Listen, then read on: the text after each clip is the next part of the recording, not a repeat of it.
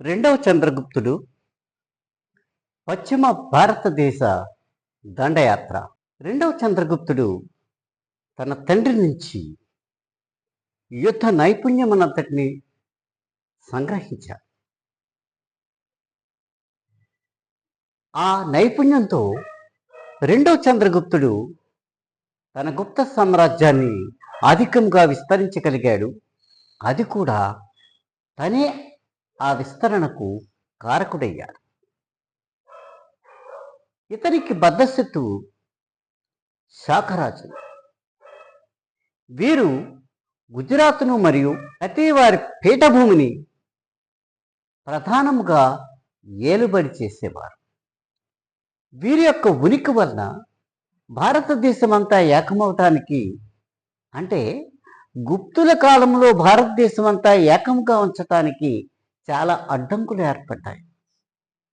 అయితే దీనిని ఎలా అధిగమించాలి అనేటువంటి విషయాన్ని రెండవ చంద్రగుప్తుడు తన యొక్క వ్యూహంలో ఉంచుకున్నాడు. ఇతడు ఏం చేశాడు అనంటే, వాకాతక రాజుల యొక్క స్నేహాన్ని కోరుకున్నాడు. వాకాతక రాజులు ఆ స్నేహంతో తన కూతురైనటువంటి ప్రభావతిని, ఈమె ఎవరికి పుట్టింది అనంటే కుబేర నాగా అనేటువంటి అతని భార్యకు పుట్టినటువంటి కుమార్తె. ఈమెని వాకాతక రాజు అయినటువంటి రుద్రసేనుడికి ఇచ్చి వివాహం జరిపించి, ఇక్కడ అతి బలమైనటువంటి స్నేహంతో వీరిద్దరూ కలిసి యుద్ధ వ్యూహాలు చేయుటకు అవకాశం ఏర్పడి, అయితే ఈ యుద్ధ వ్యూహంలో వాకాతక రాజు అయినటువంటి రుద్రసేనుడు మాల్వా ప్రదేశంలో యుద్ధం జరుగుతున్న సమయంలో తన యొక్క సైన్యాలతో అక్కడ ఉండి పూర్తిగా ఈ శాకరాజులపైన దండయాత్ర సాగించాడు. ఇద్దరు కలిపి ఈ దండయాత్ర సాగించటంలో శాకరాజులు పూర్తిగా ఓడిపోయారు. అదే సమయంలో ఈ యుద్ధంలో రుద్రసేనుడు మరణించాడు. కాబట్టి రుద్రసేనుడు భార్య అయినటువంటి ప్రభావతి వాకాతక రాజ్యానికి మరియు గుప్త రాజ్యానికి కూడా తన సింహాసనం నుండి పరిపాలన గావించుటకు అవకాశం కలిగింది. ఎందువలన అనంటే, ఈమెకు పుట్టినటువంటి ఇద్దరు కుమారులు కూడా వారు ఇంకనూ చిన్న వయసులో ఉండటం వలన మరి ఈ రాజ్యం వారికి అప్పగించలేనటువంటి పరిస్థితి ఏర్పడటం వలన ప్రభావతి గారు, ఈ మహారాణి, ఈ రెండు రాజ్యాన్ని కలుపుతూ తన యొక్క పరిపాలన సాగించారు. అయితే ఈ యొక్క పశ్చిమ భారతదేశం యొక్క విజయయాత్రలో గుప్త సామ్రాజ్యానికి లభించినటువంటి లాభాలేంటి? గుప్త సామ్రాజ్యానికి ఈ కతియవారు మరియు గుజరాత్ పీఠభూమి, శాకులు పరిపాలించేటటువంటి ఈ పీఠము అంతా తమ రాజ్యంలోనికి చేరారు.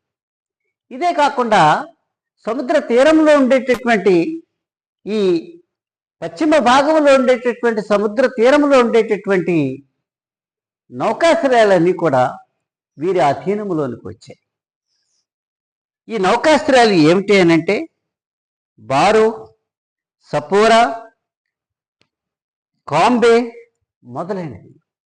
వీటి నుంచి కస్టమ్స్ ట్యాక్స్ వసూలు చేయటం వలన గుప్తరాజులకి వారి యొక్క ఆర్థిక పరిస్థితి బలపడింది. ఇదే కాకుండా ఉజ్జయిని పోర్ట్, ఉజ్జయిని నౌకాశ్రయంలో ఎంట్రీకి అత్యధికమైనటువంటి విదేశాల నుంచి ట్యాక్స్ను వసూలు చేసేవారు, పన్నులు వసూలు చేసేవారు. ఇవన్నీ కూడా గుప్త సామ్రాజ్యానికి వారి యొక్క ఆర్థిక పరిస్థితుల్ని అన్నిటినీ పూర్తిగా అత్యధికమైనటువంటి ఆర్థిక పరిస్థితి కలిగినటువంటి దేశముగా ఏర్పడటానికి గుప్త సామ్రాజ్యం దోహదపడింది. అయితే ఈ పోర్టులకి ఏ రకమైనటువంటి ఎగుమతి చేసేటటువంటి సామాన్లు పంపించేవారంటే, ముఖ్యంగా ఇవి యూరోప్ దేశాలకి మరియు ఆఫ్రికా దేశాలకి ఎగుమతి అయ్యాయి.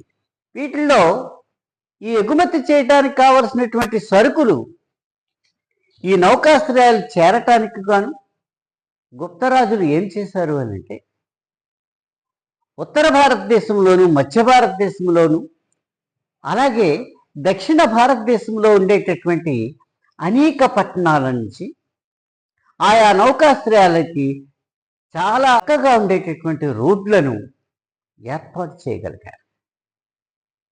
దీనివల్ల వీరు ఏ సరుకులు యూరప్ దేశాలకి, ఐరోపా దేశాలకి మరియు ఆఫ్రికా దేశాలకి, ఇతర దేశాలకి ఎగుమతి చేసేవారు అంటే, బీహార్ నుంచి నీరుమందు, బెనారస్ నుంచి కింకు వాప్స్ అనేటువంటి దుస్తులు, బెంగాల్ నుంచి అత్యంత స్మూత్గా ఉండేటటువంటి, అత్యంత మెత్తగా ఉండేటటువంటి దుస్తులు, అలాగే బెనారస్ నుంచి అనిహిర పతక అనేటువంటి పథకాలు,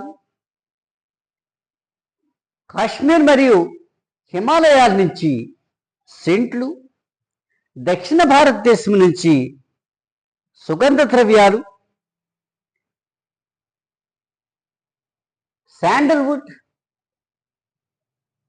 అలాగే దక్షిణ భారతదేశం నుండి ఇంకా అనేక రకాలైనటువంటి వస్తువులు నౌకాశ్రయాలకి చేర్చబడి ఏ విధమైనటువంటి అడ్డంకులు లేకుండా ఆయా నౌకాశ్రయాలకు చేర్చబడి అక్కడి నుంచి ఈ సరుకులు ఎగుమతి చేసేవారు. ఈ పశ్చిమ దేశాలతో ఏర్పడినటువంటి ఈ సంబంధాలతో, పశ్చిమ దేశాలతో ఏర్పడినటువంటి ఈ యొక్క వాణిజ్య వ్యాపారాలతో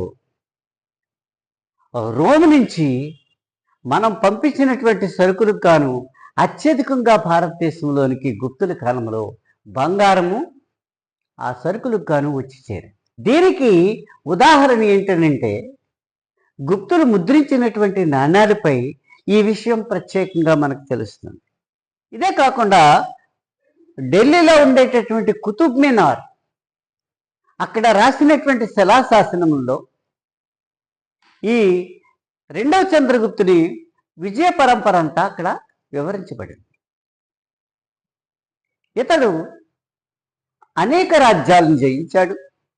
అదేవిధంగా సింధు నదికి ఉండేటటువంటి 5 నదులను దాటి బ్యాక్ట్రియా, దీనిని వాహిలా అని కూడా అంటారు, ఈ రాజ్యాన్ని కూడా జయించి తన రాజ్యంలో కలుపుకున్నాడు. బెంగాల్లో ఉండేటటువంటి వాహిలికాన్ని కూడా రెండో చంద్రగుప్తుని జయించి తన రాజ్యంలో కలుపుకున్నాడు. అంటే భారతదేశం నుంచి వ్యాపారమే కాకుండా భారతదేశంలో ఉండేటటువంటి ఉత్తర భారతదేశంలో ఉండేటటువంటి కాశ్మీర్ నుంచి, అలాగే ఉత్తర భారతదేశాన్ని దాటి ఏర్పడినటువంటి పాకిస్తాన్లో ఉండేటటువంటి బ్యాక్ట్రియా దేశంలోనికి కూడా గుప్త సామ్రాజ్యం వ్యాపించింది. అంటే గుప్తుల యొక్క కాలంలో గుప్త సామ్రాజ్యము తూర్పు, పడమర, ఉత్తరం, దక్షిణం మరియు నార్త్ ఈస్ట్ రీజియన్ అంతా కూడా భారతదేశాన్ని ఆక్యుపై చేసుకోవడానికి ఈ యొక్క సామర్థ్యం కలిగినట్టు రెండో చంద్రగుప్తుని వల్ల ఇది సాధ్యపడింది అని చరిత్ర చెబుతుంది.